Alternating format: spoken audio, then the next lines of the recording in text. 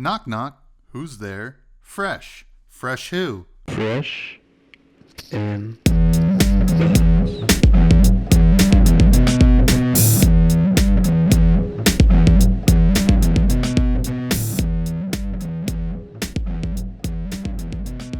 All right, folks. Welcome back to yet another episode of Fresh and Buds. I'm your host, Tommy Fresh, and you are all my buds, and I am very excited today because we're going to be talking some brute stuff. We got Simon, a.k.a. ScowlingFleshBag, on the show. How's it going, my friend? What is going on? I'm doing very well. Thank you, Tommy. Thanks for having me. I just went 2-2 at the skirmish, so I feel very mid. But, brute odds, it just evened out. It's what happens. But no, I'm doing really well. Thank you for having me on. That's awesome. Now, what format was the skirmish? It was Blitz, okay. Yes.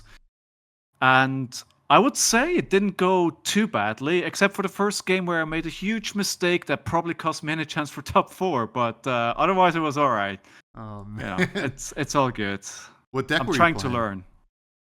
I was playing KO. Okay. So, playing a brute. Have to. Of course. Most of the times.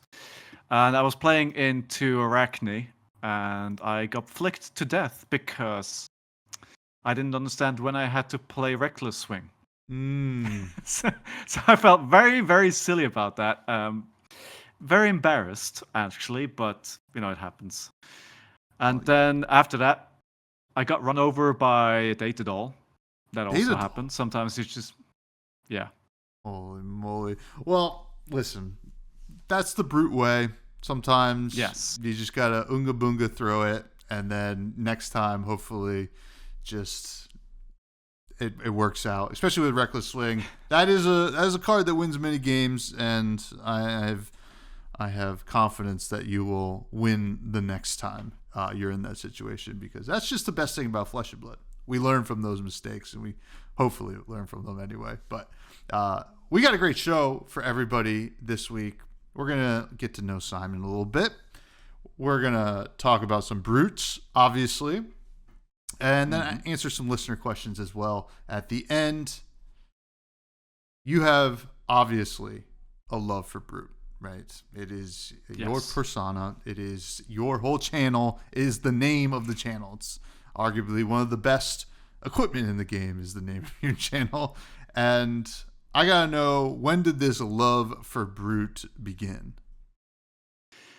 It goes way back, actually. So the first Blitz decks that I picked up, the first games that I played were on Levia. So I picked up that deck and Bolton, and my partner, she said she wanted to play Bolton, so I played Levia.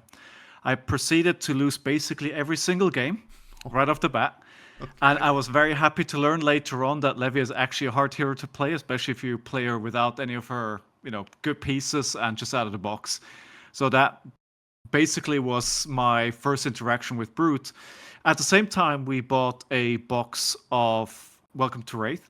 And since I had already played Brute, I decided to play Reinar, right? Because, of course, I kind of knew how the class worked, and I kind of just fell in love with the class and with Reinar at that point.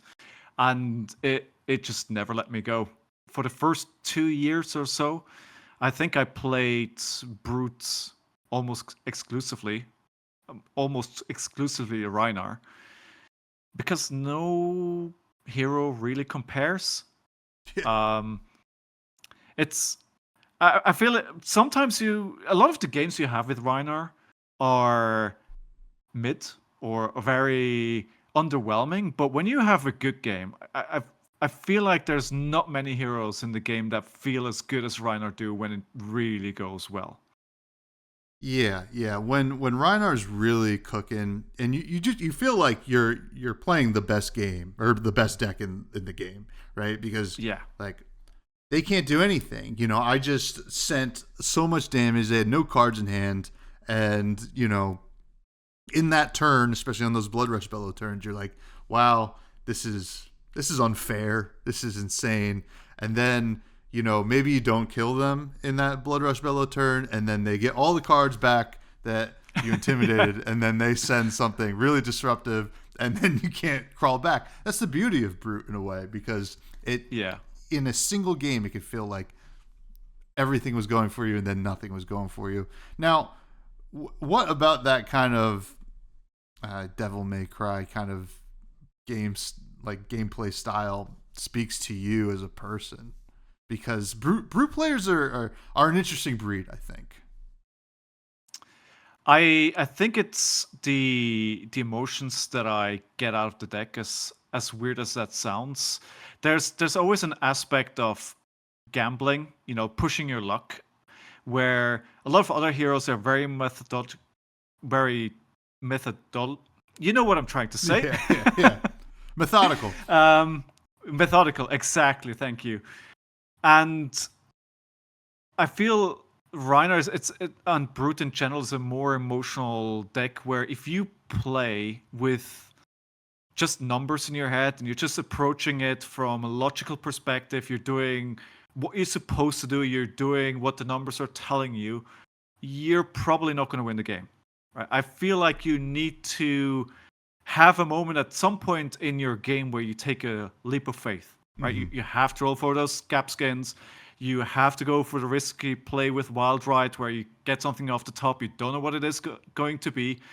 And when it works out, that feels great. And when it doesn't feel good. But I feel like that additional adrenaline, I don't think I can put it any other way, that you get from playing the class and the hero is really what speaks to me. No, I totally get it, because there's a moment there, and I played a decent amount of Rhinar, but also a lot of Levia, just like where, like, especially Levia, when you're looking at your graveyard, there's a bunch of misses, and you're like, yeah, I have to do it, and if I do it, like if I hit this Dread Screamer, I could probably win this turn. If I don't, I clearly lose. I'm gonna lose a ton of blood damage, and the same with Rhinar, which is so cool. Understand it, your heart gets bumping, and then also it's a good feeling when it gets there. And you know what, you kind of like, I always felt that you kind of shrug it off when you did. Well, I had to go for it, right? That's you saw the line and it didn't play out, and it's makes it so different from every other class. You have to take that leap, right? I feel like if you play the class very, maybe even scared, if you look at it as like, okay, I shouldn't take this risk, and then you don't take the risk, you're probably going to lose the game. Mm-hmm. At some point you just have to take it. Yeah, KO probably least of all, but definitely Levia and Reiner, they require that. They definitely do. And like, some other heroes right now, I feel like kind of had to like experience a little bit of that with a lot of the assassins going around, because sometimes you're just like, well, I can't win if I overblock this, and they and then they send something else, especially with Slippy being so popular. Or I can't win if they have the attack reaction no matter what, so I got to play like they don't, and I got to hope. And it is pretty interesting. It makes for interesting games, and I think that's why Brute's so important for Flesh and Blood. Now, before we get to some more Flesh and Blood, I gotta know, were you interested in any of these similar hobbies prior to Fab? Similar, yes. So my only experience with trading card games before Flesh and Blood were like a couple of games when I was like 16. Mm-hmm. It didn't stick. We played like 3-4 games, and I was like, yeah, okay. I'm not really enjoying it, but I am and was big board game fan, so I play a lot of board games, and that's actually what led me to the game. I discovered Flesh and Blood at the UK Board Game Expo, which is a huge board game convention in Europe. I think it's the biggest after Essen, after Spiel, so it's a huge deal.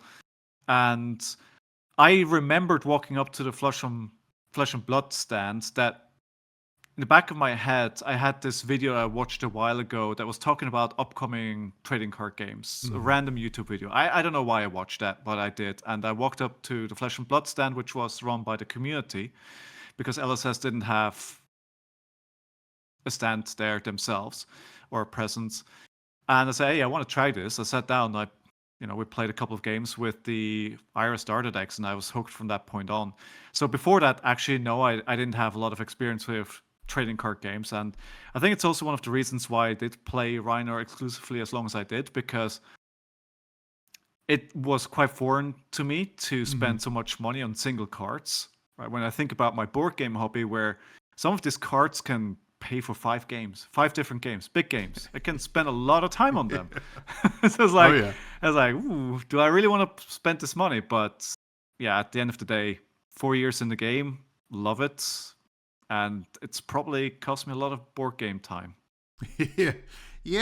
I mean, listen, I just got a few more board games in the mail, and I don't have time to play them, and I don't have a group right now, so I got to get a board game group. Now, I love board games as well. What are some board games that you do enjoy or try to play often? So we recently bought Kinfire Delve, which is a little dungeon delving game. It's actually just a card game. You put a deck of cards in the middle, and you have 2 heroes, and you're just trying to get through the deck. I really love that. Gloomhaven was a big one. Well, after we completed it now, but we had to get rid of it. It took up too much space, but we played through everything, all the scenarios, which was great. I really like a lot of different genres when it comes to board games. Azul is probably our most played, and then a few others. I actually just got a new one here on Friday as well. Earthborn Rangers, which I can't wait to play. Just arrived just before the long weekend, and if I get lucky, I'll be able to get it to play tomorrow. But we'll see. Yeah. It's hard to make time for them, and to find other people to make the time for them. That's like the toughest thing. That's also the nicest thing about trading card games. Usually, somebody already has their collection they want to play all the time. So, yeah. Is there any kind of mechanic in board games that you think that you always enjoyed that led you to Brute? Like any specific games that like kind of had that gambling, leap of faith moments? That's a really interesting question. I never thought about this. Just trying to relate it right now, I don't think so. Because in the games that we play, I do enjoy games with a lot of narrative and story, and I enjoy games that are co-op. So I don't like that direct confrontation all that much, actually. So I do enjoy Euro games where you just kind of work on your thing, and whatever else people are working on their thing. I'm not that much into that direct confrontation. So, which is quite the opposite to what Flesh and Blood is. So, which is just purely opposite, yeah. So, no, I don't think so. It's its own thing. So every game that I do own or that we own is different. So in the collection, it's like there's deck builders, there are worker placement games, and I think Flesh and Blood fills one of those niches, which just is like this very 1 versus 1, very competitive, push your luck, build your own deck kind of thing. That really doesn't exist in any of the other games that I have. Interesting. Yeah, I'm always curious because I think Flesh and Blood's very unique in the trading card game sphere. That like I meet a lot of board gamers that came into this game, like where you would think, other TCGs and stuff like that, which there is plenty of players from other TCGs that come and play Fab, but Fab is such a unique game to me that I meet so many people that were like, yeah, I just played board games and then I got into this and it's my first trading card game, and it's really cool that way. So I was just wondering. Now let's get to your content, which is very, very interesting, because I would say you're one of the most consistent Flesh and Blood streamers that we have in the community, which is awesome. And I want to know what led you to wanting to create content, and what's your approach when it comes to streaming so much? Yeah. I started streaming because I decided in late 2023 that I was going to try and make a big push to get better at the game to qualify for a pro tour. That was the declared goal. And I don't remember what podcast this was, but I got recommended a podcast where they were talking about some concepts in the game. And what they really talked about didn't stand that out to me, but what they did mention was that you should play different heroes X amount of times. And what they recommend, play every single hero 10 times to really learn about play patterns. What do these heroes want to do?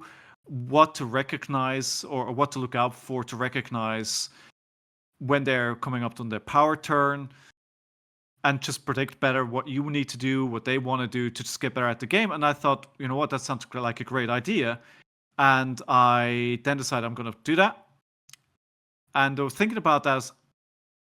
I thought that will be a lot of time spending on Talishar, just staring at the screen and playing the game. Now, I do love playing the game in person, but knocking out 10 games on every single hero is impossible because I just don't own all the cards, and trying to do that in person would take a huge amount of time. So that's where Talishar helps as well, just to come in and help with that. So I said I'm going to start streaming it and see if anybody enjoys what I do. And I was actually really surprised that people, yes, they enjoyed what I do. And that's kind of what kickstarted the whole Flesh and Blood content creation.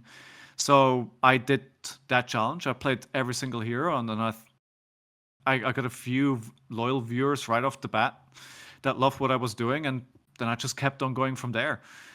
I really, really enjoy it, and I just took a short hiatus to kind of reorient myself to think about what I want to do. But yeah, just returned a week back, and I couldn't be happier. I really enjoy doing it. I enjoy playing games and just interacting with people on stream. I think that's one of the things that's really important to me. I'm not the best Flesh and Blood player in the world. Like, I'm not. It's just like there's no debate. Simon, I try. I'm not. You told me before the podcast you were. Come on.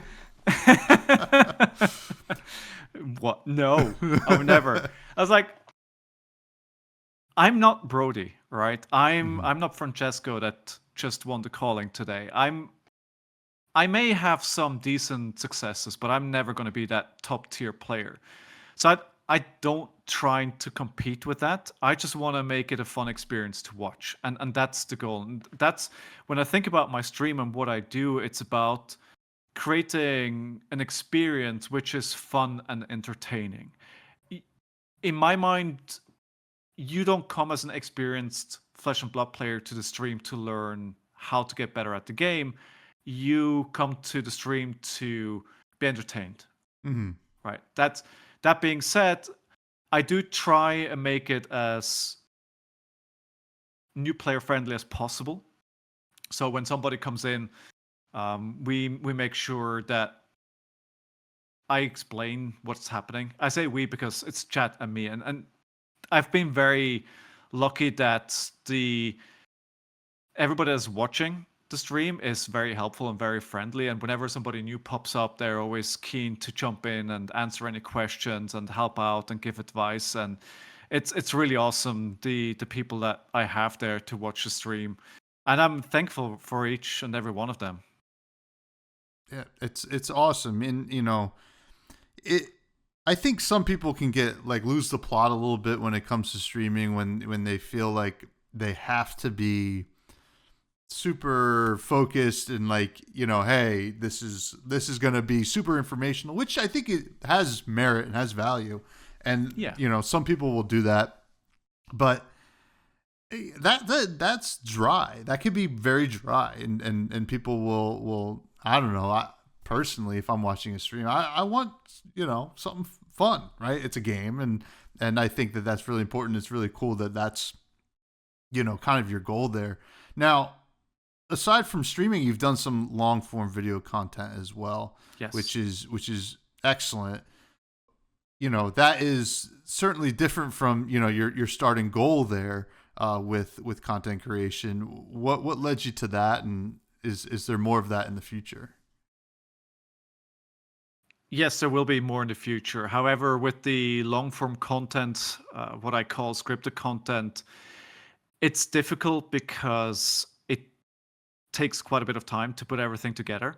And I don't want to just sit in front of camera, talk about what I think, and then upload. I think there's plenty of people who do that already, and there's a place for that content, but it's not what I want to do. When I do this long form content, I want it to be heavily scripted. I want to be sure that I talk about a specific topic. And it kind of evolved really. Where it started was that I just on stream talked about a specific topic, and then I just cut that more heavily, or I edited and I put that into a video. And then I was like, you know what? I'm not quite happy with that, because while I do talk about the topic that I want to specifically address, I get distracted. So the idea behind that was at first that I would record myself talking about the specific topic while a game on screen is happening, right? So the idea was that the viewer would be able to watch something happening on screen while listening to a topic. So it's not just me looking at the camera and talking to the viewer, but they could actually watch a game happening. But I realized that doesn't work, because I do want to play the game as well, and I get distracted and I forget half the things. So I was doing it like half. That didn't work for me. So I said, okay, no, let's do content for YouTube as well, and it's going to be separate from streaming. But streaming is still my main gig, and it's what I always want to do. And I'll just do like the long form content when I have time for it. The kind of person I am is I have a lot of ideas, and a lot of them don't see the light of day. Mostly because I have a day job and a partner and a life. I just can't dedicate my life to getting content. I'd love to do more, but I just don't have the time. But I usually make videos when there is something that I feel very strongly about. And when I feel like there's a topic that's being discussed in the general community around Flesh and Blood, where I feel I have something to contribute, and that's when I create a video. Like the last video that I released a few weeks ago, basically it's an idea that I had for a long time that was just like, welcome to Flesh and Blood, you suck. Yeah. Right? It's like, and the idea behind it is it's a very hard game, and these are the reasons why it is a hard game. And don't worry about it if you are not immediately the best player in the game. There's a lot of good players here. The game is very hard. It's very competitive. Information advantage is huge. So the experience that players have is very important. The money that they spend on the decks is gonna be very impactful. So don't get disheartened if you're a new player and you're not immediately winning. I think that was important to me. As like, hey, you're new, welcome. The game is great. If you don't win a game for the first few weeks or even months, that's fine. Just take your time, get to know the game. You'll be rewarded for it. And I feel like that's not something a lot of people talked about. And I do feel it's hard to get into the game. Trading cards in general are hard to get into. And I think Flesh and Blood even more so, because it's not an established IP where somebody goes like, oh, One Piece. You know what? I love One Piece. I have no idea about trading card games, but I love One Piece, so let's try it out. Right? So it's really hard. And then on top of that, it's probably the most difficult trading card game on the market, in my opinion. Yeah, I mean, it's so competitively focused, which I think is a good thing. I think this is probably a great selling point for Flesh and Blood. But with that, like, people are going to just try to be good and get better. But I think with how this game works, and, I remember just getting housed at Armory for months, right? But when you start to get it, when you start to understand, some people are just going to be better quicker. That's just how it is. We all are different. And some people will take a little bit longer, but once it clicks, it is the most satisfying thing in the world, because then you're like, okay, I have a greater control and understanding of everything. And that's something I don't think you get in a lot of other TCGs personally. So, I love that video. I'm glad that you did it, and I mean, it did great from what I saw, and that's just awesome. So like, and the nice thing about you mentioned that something that the community is talking about or not talking about. Well, there's no shortage of this community talking about something. So there are no shortage of potential topics I'm sure you could tackle in the future. Yeah, absolutely. Now, we got to talk about your fresh faves. These are your favorite cards in the game. And I'm going to ask you them, and whether you like it or not, you're going to answer them. Okay? All right. First one. Who's your favorite hero? Reinar. Easy. I think that was a layup. Now, here's when we have more options on the next one. Who's your favorite, or what's your favorite weapon?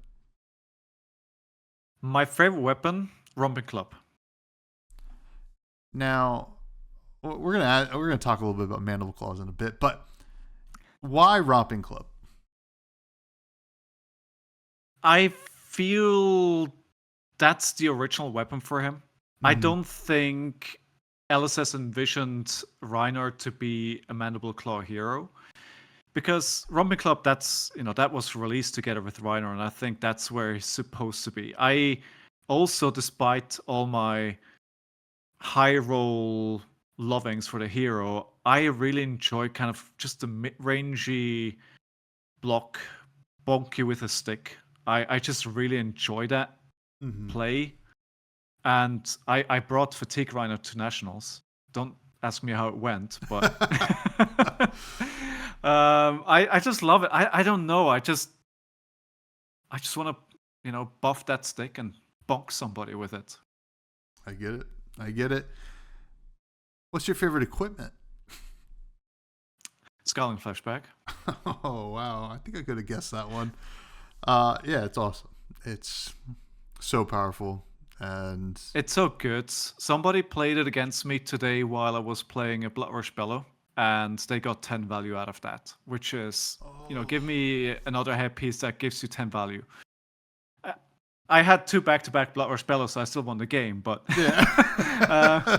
but like, show me a piece of equipment that can take over the game in one turn. Of course, there are some out there, but I feel like ScowlingFleshBag was one of the first that really gave us the ability to change the game around, and I just love that for it. It's not as easy as it would seem when you use the card. You actually need to consider quite a bit where and when best to use it. If you use it too early, you're giving away one of the major game pieces that your opponent worries about. But if you wait too long, it may not matter anymore. And if you swing the game too late, you may not be in a life total where you can make a difference, or they're just too far ahead and it doesn't matter anymore. So there's quite a bit of thought that goes into it, when to use it best. And also, it looks really awesome. Yeah, it sure does. It sure does. Now, what's your favorite card to throw into your deck? My favorite card to throw in the deck. Sea Legs. It's a recent addition. Yep. But the card is so good to the point that I often forget that it's not a brew card. So I play it, and my opponent's like, that is not being buffed by Bloodrush Bellow. But I was like, oh, yeah, I've completely forgot, because it feels like such a natural fit into Reinar and KO. I haven't played Levia in a while, so I don't know if she likes it. In my mind, I would think yes, but probably not as much. But it's just such a good card. Yeah, it really is. I mean, golly, I think a lot of decks should be playing Sea Legs. You know how many Codex of Frailties are being thrown around right now? You could just get the free value off your Sea Legs in most decks, or at least in the sideboard. Yeah. And Brute alone is just like eating really good with Sea Legs. It's a great answer. Now, I'm going to change this question a little bit for you. Okay. Normally I'd ask what class and talent would you be in the world of Wraith, but I'm going to force you to be Brute. What talent would you want to be with Brute? or what talent would you want to see with Brute? So any talent that exists at the Exists, or moment. you can make up one too. Listen, it's all free range here. So just flavor wise, I'd love to see a mech brute. That's what I've always thought. Like that could be really cool, and I just envision these brutes just tacking some metal onto themselves, and it's rickety and it barely works, but it's brutal when it falls apart, right? So, or when it works. So I think a mech brute that would be could be really interesting. I thought that they had a Transformers movie, and it was based on like a product line too, but where it was like Beast Wars or whatever, and there's a big metallic gorilla, and I was like, oh, I would love to see that in Flesh and Blood, and that would be a mech brute easily. Oh yeah. So cool. Now, in your estimation, Simon, what is the greatest set of all time? And this could be by any metric you choose. Constructed, lore, limited. I think I gotta say heavy hitters. And I say that just for the reason that I really enjoyed the meta after heavy hitters. I think from my perspective, it was a really well-balanced meta. It was a meta where a lot of people thought their hero was the best, which means the meta was wide open. And I do think it was a bit more back to basics when it comes to Flesh and Blood. It's like, it's just not, I play 15 cards and draw 5 and discards 10 and, 15 reactions. This was like, maybe, I've got rose-tinted glasses on, but it felt like it was a very down-to-earth kind of way to play Flesh and Blood again, and I really enjoy that. So I gotta go with heavy hitters, but it's a really hard question because depending what kind of metrics you look at, you could say a lot of different sets. Oh yeah. I don't think Flesh and Blood has had a lot of bad sets. Obviously, not all of them can be the best set ever, but there's been a lot of great sets out there. But if you put me on the spot, heavy hitters it is. I love that answer. I love it. I mean, there's some sets out there that at the time were very underwhelming, but you kind of like you get further away from it, and other stuff's printed, and you're like, wow, okay, maybe Dynasty isn't that bad. And you're just like, you're looking back at it. I mean, wasn't my favorite, but there's some cards in there that people really love. I'd love to get my hands on some Dynasty. It's impossible to get. Oh, I think my main my main complaint right now actually is that I can't buy the older sets that I want to buy. It's like some are just impossible to get. Obviously there's some out there which are really easy to get, but yeah, I'd love some Dynasty. I know. I just bit the bullet and bought a Marvel Rock because I was like, you know what? Tough Nut's pretty cool. So, maybe if I end up playing them, I gotta have some bling, and Rock's pretty cool. I don't know if that's what he'll play, but we'll find out. But let's talk about some brutes coming up, because it is always exciting, at least to folks like us. Some people kind of complain when there's a brute set coming out, and to those I say, bah humbug. We're getting some brutes, Super Slam. It's gonna be cool, I hope. I mean, for what we've seen so far, it's very interesting. We got 2 talents, I guess, Revered and Reviled. So we got a brute from each, and we're undoubtedly getting some generic brute support too. So that should kind of help us, Crossed. help Rhinar. Mostly Rhinar needs the most help, I would say. Leviathan could use a little help too, ever since Art of War was banned, but Rhinar needs the most help, no doubt. So, but before we talk about what Rhinar might need, what are your thoughts on these new brutes? Starting with my boy Tough Nut. I mean, he just looks so fun to play. Yeah. I look at this big, fun, loving, happy guy, and it's like, I just want to hug him. I probably get hugged to death, but you know, he looks great. I hope he's good. If we look at the 3 intellect, I'm really worried because when they tuned that down, that in the past made heroes unplayable. I mentioned Data Doll earlier on. Until recent, she was just not a factor. So I worry about that intellect. But otherwise, I really look forward to what we'll see to support this kind of hero. And hopefully he's good because I want to play him.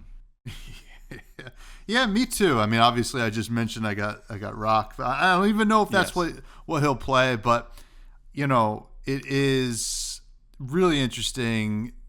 3 intellect. You gotta think there's something else there, right? There's something that's got to be coming down the pipes that it's gonna make that 3 intellect worth it. And surely the toughness token is that toughness? Yes. Yeah. Toughness token is going to be cool, but does that really change much? I think it's a nice little buff to kind of like, you know, give that 3 intellect some padding defensively. But, you know, the question is going to kind of come down to, is Rock the answer here? Or are we running a lot of yellows and just like romping clubbing people to death and stuff like that? Because it's so hard for Tough Nut to be a brute that's going 6, 6, 7 like we've seen in other heroes. And, you know, are we seeing this weird amalgamation of a potentially defensive hero with only 3 intellect? Perhaps. If I had to take a guess, I think Rock is going to be playable with the hero, but I don't think that's what LSS envisions for this hero. I could imagine that he actually doesn't like have a real weapon, that maybe his weapons are his fists or something like that. But I feel like the weapon that they want us to play, we haven't seen yet. Now that's just a hunch, but I have a hard time picturing that they're building or giving us a brute as like, here's your brute for the weapon you've wanted to play for the longest time. Is it going to be viable? Yes. Is it going to be good? Maybe. I don't think so. Yeah. So it's interesting because like looking at Rock, you're like, oh wow, like damage can't be prevented or whatever. It's like, oh wait, Enigma's LL'd. So it's like, you know, it's not like we're getting like a big advantage against a top tier deck. I mean, there is some value in just being able to block 3 cards and then sending 7 every turn. Yeah. That is something that like a lot of heroes would love to do. I mean, we saw Icelander do it, right? They just like send you know, a wounded bull or a fighting spirit, and they love doing that. But simply, I don't know if Tough Nut has the disruptive qualities that could do it. But very cool. I'm excited. I mean, Revered seems to be a talent that has a lot of upside. I mean, you know, looking at some of the cards, even like Crowd Goes Wild, if you've been cheered this turn, it's cost 3 less to play. A 0 for 6 that blocks 3 is excellent. I think yes, any brute would love that. Now, only Tough Nut can do it. Yeah. What do you think would turn Tough Nut into a top tier player, like coming into the spoiler season? What would you want to see? I don't know if it would make him good, but I think it would be really interesting if they gave us cards which do something if you just pitch it from the top of your deck, right? Just have an effect that taking that risk, because that reintroduces that variance back into the hero, into the class that I do think they want to have around brute to some degree. I think that could be really cool. So, you know, the card says if you've pitched this directly from the top of your deck, X happens. And I think that could make him really interesting and could also counteract some of the downsides of having only 3 intellect. Yeah, that'd be pretty interesting. I mean, we have a couple things that we can play with so far, but yeah. Tough Nut's an interesting one to look at because like he is a puzzle for sure. Where Yes. KO underhanded Cheeto, I guess RKO. I don't know what they want us to call him, but I'm just saying KO.3, I guess. I don't know. He's a little bit third KO. The third KO, and I guess he's a little bit more face up, right? Start the game with one weapon zone. Obviously, we're keeping with the theme. Regular intellect, and then has this instant pay 4 resources and tap him to target attack action card you control has 6 base attack. So you look at this and like, well, do I care about 6 attacks with this brute? Or do I care more about making 6 attacks? What's your take on the new KO? Yeah, I don't think you really care about having that many 6s in your deck, and perhaps that's where they want to give us a bit more variety in brutes where 6 has been an important number. You clearly don't need to run it, and with being able to create a vigor token when you get boot, that also means that you don't need to pitch 4, right? So you need 1 blue to pitch, and then you can do this. I think what was interesting from day 1 is you start the game with 1, right? So it's like, okay, what do you mean we start the game with 1 weapon zone? Are you implying we're gonna add a second weapon zone? I don't know. Maybe reading too much into this, but I find it a very interesting wording that they have here, because they could have just said you have 1 weapon if you're this hero, as they have with the other KO, right? So I wonder, if you can slot in some weird stuff into that arm. It looks like he's older at this point, from my perspective, from heavy hitters, right? So maybe he's found some new toys to play with, or some interesting ways to get around only having 1 arm. So I'd be very interested to see if that has any validity, or that's nothing. But that's something I did not even pick up, because I just read it, start the game with 1 weapon zone. Yeah, we get it. We saw that before. I didn't realize the wording was different. That's actually so cool. Are we? Yeah, wow. I mean, like, we know that there's technically no weapons in, I guess, token weapons in the limited format, but, like, I don't know. It feels weird to me. And I think, ever since Scurv, you can't trust anything that LSS is going to show us until we actually open the set, right? So there's got to be something weird, maybe with that, maybe with all the heroes, but like that is actually, something really interesting. Now, with his hero ability, is there any cards that you've looked at personally that exist already that you're like, oh, well, maybe all of a sudden this looks a lot better, and we can start brewing with some stuff immediately? Honestly, I have not thought about it that much yet. So I don't know, but maybe let me turn the question around. What about you? I mean, I'm looking at things like like Vipox. I mean, you're just like, oh, well, that's like a card that feels weird, at 1. And then, anything with some kind of go again that you can, because I think the threat of activation is really powerful here, right? Because it's a lot like Slippy in a way, where you're sending the first attack, and your opponent's going to be like, oh boy, do I overcommit, or do I wait till see what they do for their second attack, right? And this is what you can do with KO Underhanded Cheat. And the way the devs talk about this here, I feel like there's a lot of trickiness going on with it, right? So I'm interested to see where this hero goes, because it's weird. It's a weird design without seeing the rest of the set, I think. I've always wanted to play Meeps, so.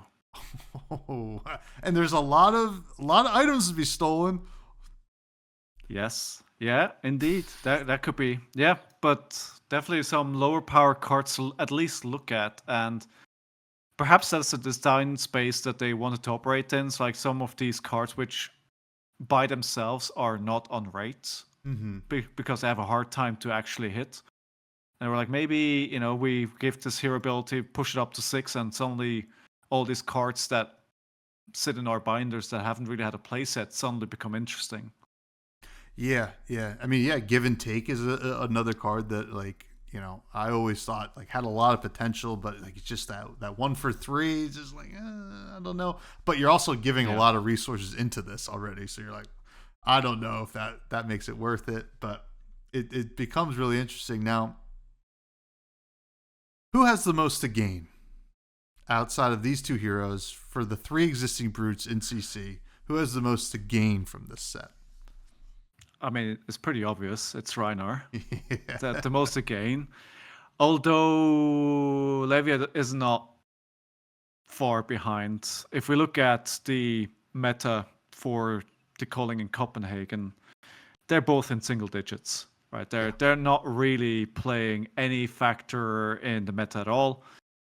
No brutes at all day 2 conversion.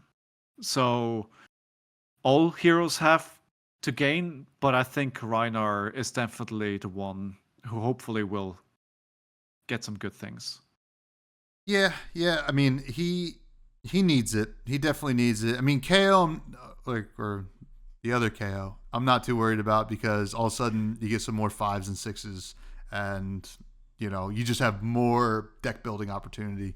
Where Reinar needs specific things, and Levia needs some specific things as well, I think. Which I don't know will come from a non-Monarch Part 3 set, right? I think we have a little bit of time there. And just looking at this set, I'm thinking, okay, give Reinar some better 6s, hopefully, or even just better pumps, right? Like stuff that can affect anything, like including your weapon, right? Like, because I think something like that is going to be important. Now, the question is, right, where KO is going to definitely get some toys, right? There's no doubt about it. Reinar is too, but KO is arguably the strongest brute right now. Going to get some toys. At one point, during the heavy hitters meta, arguably one of the best decks, right? And everybody thought, Armory deck, oh no, it's going to LL right away. We're not going to have Mandible Claws, but eventually it will happen. KO will LL. What happens when Mandible Claws go away? Are we looking at Blood Rush Bellow irrelevance, or what is the state of Brute in the absence of these claws that have been so important? I personally think that actually opens up the possibility for LSS to give us more tools to work with. I do think Blood Rush Bellows and Mandible Claws, the combo is so good that they need to be really careful what else they do give the brutes. And I do think that's a bit what's keeping the class back. The brutes can get very out of hand very fast. So they got to be really careful. So I wouldn't mind Mandible Claws going and seeing what they do with that. While we're talking about Reinar having the most to gain, I am not holding my breath that he's going to get a lot from this set. I do think it's going to be mainly things to make the new heroes work.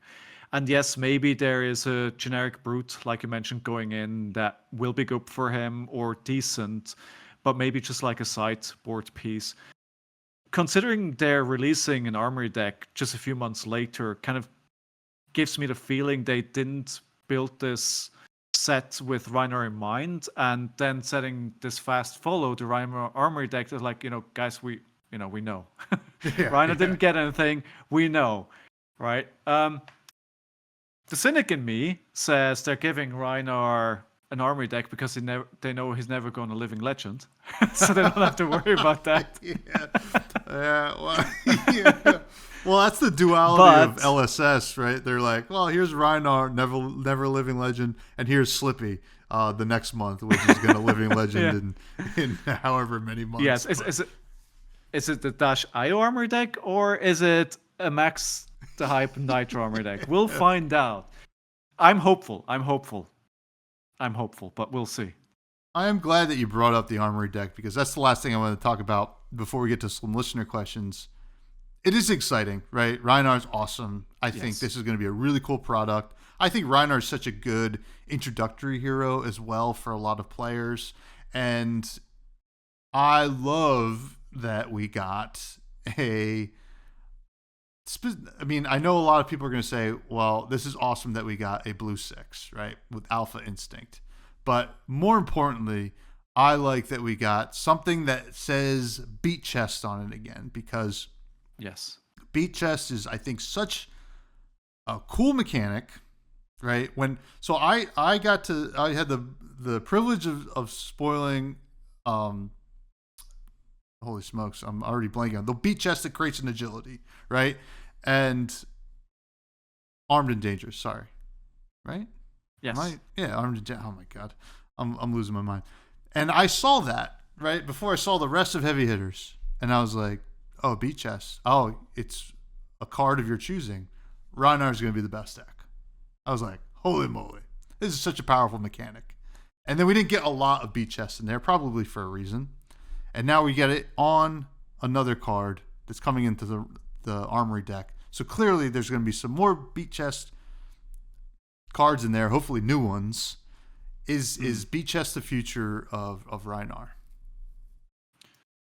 I hope so, because I agree with you. It's a really cool mechanic, and it feels like it's not quite where it needs to be. It needs a few more pieces. And I'm hoping that in the Armory deck they give us equipment, which works together with Beat Chest. So, we got Savage Sash, which obviously probably one of the best equipments that was ever delivered through an Armory deck. And I hope we get something similar for Reiner and Beat Chest that really just works with the ability. I don't know what that would look like, but I think that could be the piece that's missing. I hope that's the way that they're going with it, because I do think it's really interesting and it kind of fits the theme. It has a cool name, so yes, give us more Beat Chest. When we all saw Beat Chest, we were wondering, are we going to get a chess piece that rewards you for Beat Chest? And we never got it. LSS, now's your chance. I know that Armored deck's already all designed and probably being printed right now, but you can sneak it in, I swear. But it should be interesting. We do have listener questions, though, Simon. Mm-hmm. These come from the Buds Discord. Free for anybody that joins. Please check it out. First couple come from Sigma, who, loyal listener of the show, loyal watcher of your streams, comes in and says, first of all, thanks for being such a great sport and for what you do for the people who gather around you while streaming. You're a force to reckon with and probably my favorite content creator, together with Tommy, when it comes to entertaining the audience. Now to the questions. 1. Why is your relationship with Reinar so chaotic and undisciplined when playing him, while you can keep it cool and together when playing KO and Ira? What is it in that hero that makes you want to go Unga Bunga mode and being more rather than being more collected and focused? Because I feel like that's how it's supposed to be played. Like I talked about this early on, right? There's something about the hero where it's like I just want to throw the kitchen sink, right? I mean, look at the hero. All he wants to do is smash people left, right, and center. I was like, you're not supposed to play this hero in a controlled fashion. When I want to do that, I can play Ira, right? I can play Kodachi for 1, CNC for 7. It's all orderly, block with 2 cards. Mm-hmm. But Brutus is like, no, swing it in their face, hit them over the head, bonk them, slash them, kick them, headbutt them. I don't know. As I mentioned going in, right? There's more emotion when I play this hero, and maybe that's hard to explain, but I think it comes through when I play the hero. I see this line of, ooh, I could go 6 into 3 into 6 and do big things. Like, and then I just focus on it. Like, I just want to play it. I don't care what my opponent does. Just let me swing big here. Let me go with the big numbers. That's all I care. Makes sense to me. Second question coming from Sigma is, how much did you improve at Flesh and Blood since you started streaming? Do you feel you're improving your game when streaming and able to remember you and your opponent's play patterns when going to real events since you engage so much with the community while streaming? I do think I've learned a lot.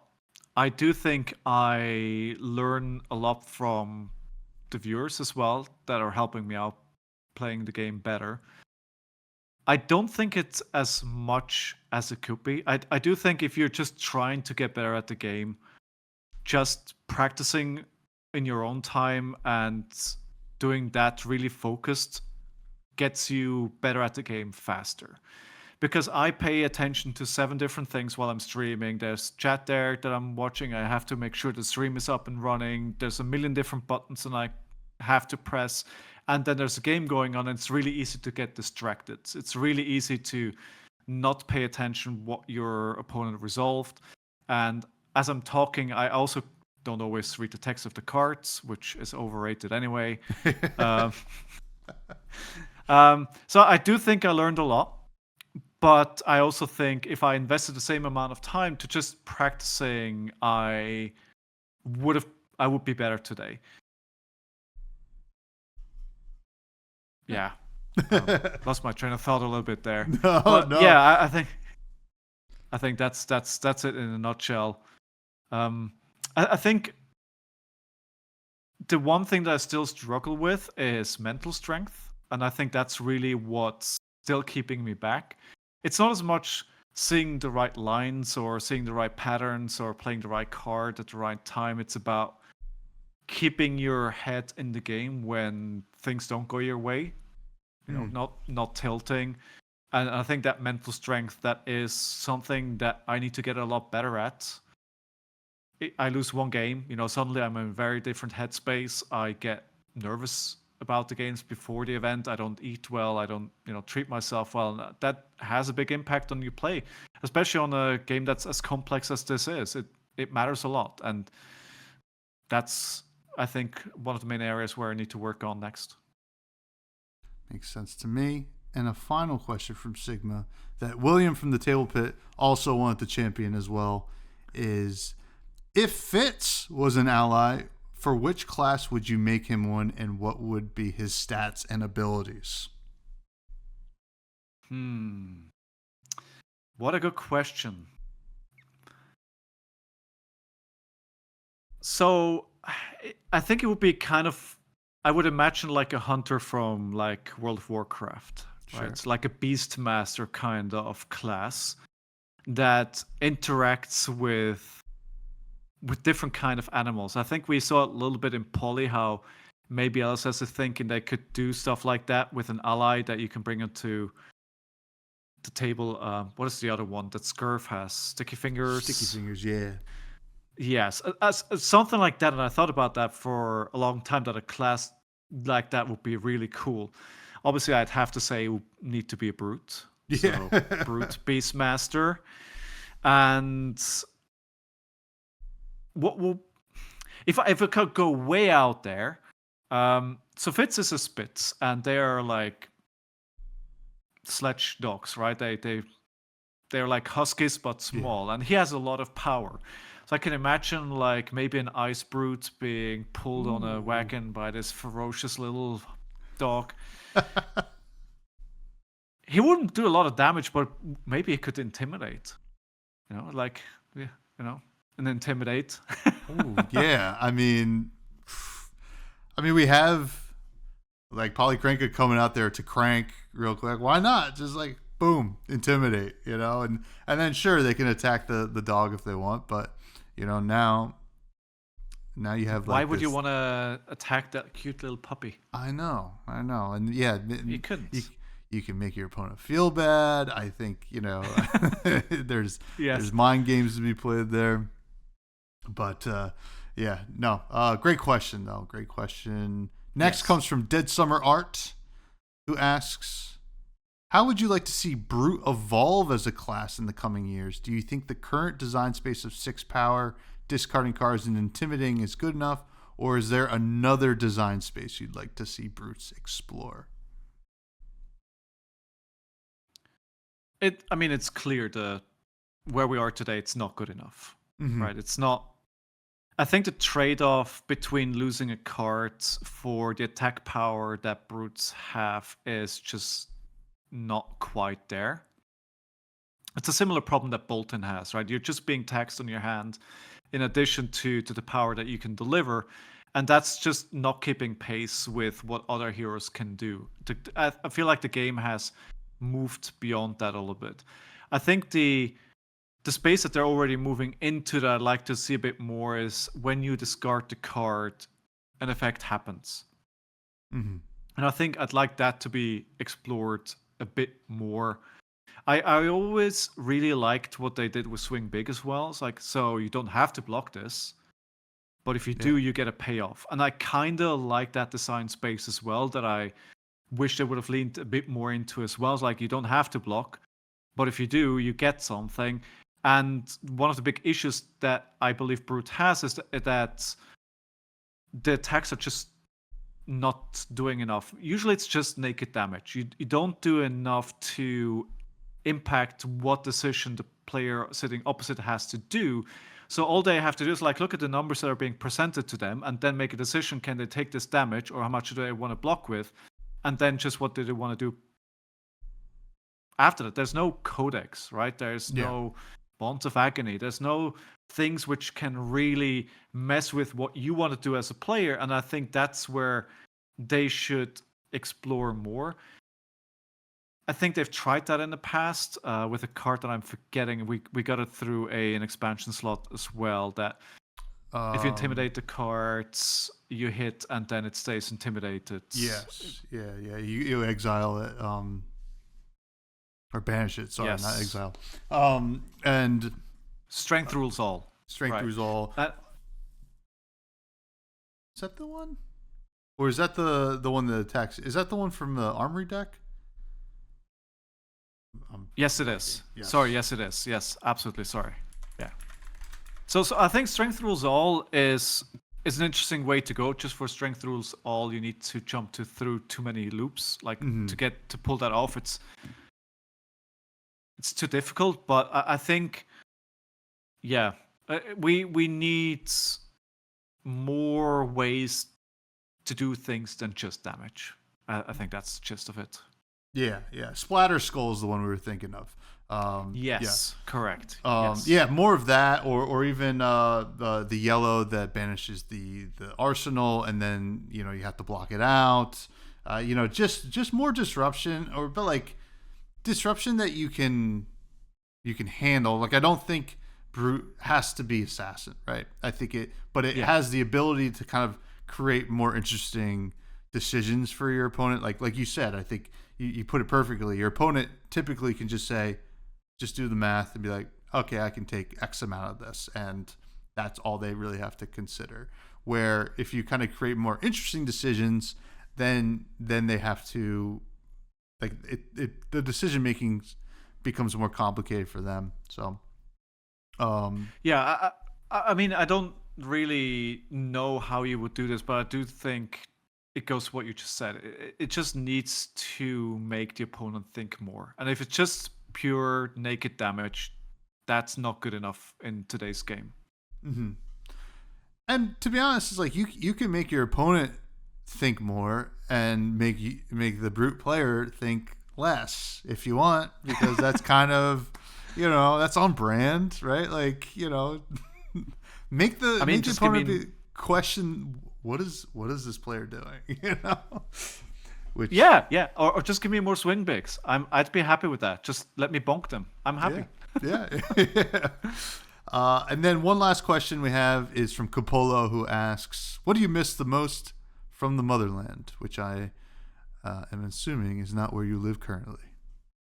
No. I'm originally Swiss, as is Capolo. Yep. That's why that question. The mountains. I live in central London right now, and there are no mountains, and I miss them dearly. Yeah. I heard they're going to build some out in London, but it might take some time. So, yeah, I guess you have to go back to Switzerland. But I woke up one morning, like the last apartment I lived in was on the 18th floor, and I woke up one morning. I'm like sleepy. I walk into the living room. I look outside and go like, mountains. I was like, no, hold on. Mountains don't just suddenly appear out of nowhere. I was like, they'll double take. But for a second there, I thought suddenly we had like a mountain range in the back. I was like, no. Okay. It's okay. No. It's pretty clear what I'm missing. Yeah. Oh, man. But hey, Simon, this was a lot of fun. Thank you for coming on. I really appreciate it.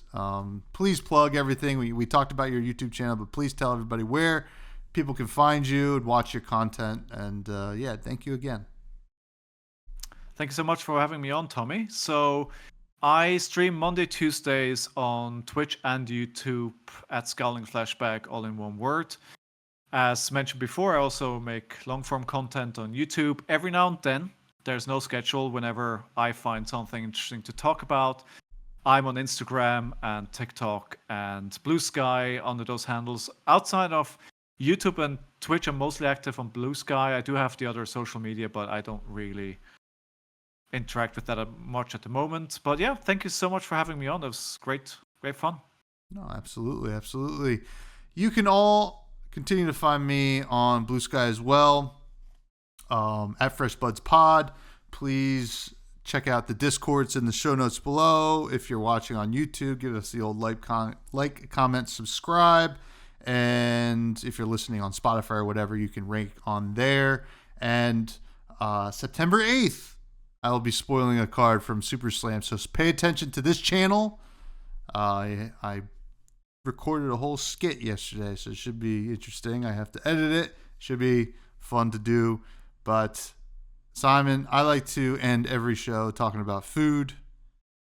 Can you tell me some food that you've been enjoying, you miss, you want to have, whatever you want to talk about? Raclette. Just a big piece of cheese. You heat the top, you get it bubbling, you make it nice and tasty, and you scrape it off with some good bread or potatoes, whatever you like with it. Just don't eat it in summer. It's very heavy, but yeah. I could go for some of that right now. My wife and I, we have a raclette setup thing that we do. Usually nice. On Valentine's Day, we'll just get a bunch of cheese and bread and stuff like that, and just go into a carb coma. It's perfect. Perfect. Yes. Yeah. A little too hot right now for it, but coming up. But with all that, thank you, Simon. We don't have time for Charmer, but we'll get to him eventually. Everybody, please stay